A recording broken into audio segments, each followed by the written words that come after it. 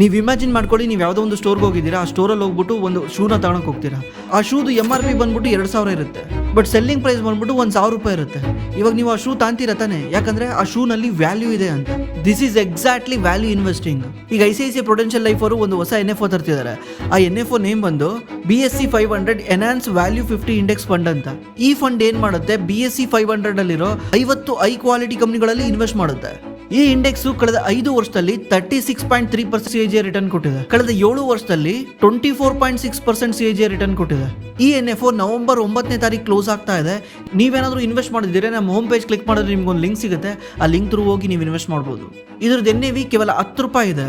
ನಿಮಗೆ ಇದ್ರ ಜೊತೆ ಲೈಫ್ ಕವರ್ ಕೂಡ ಸಿಗುತ್ತೆ.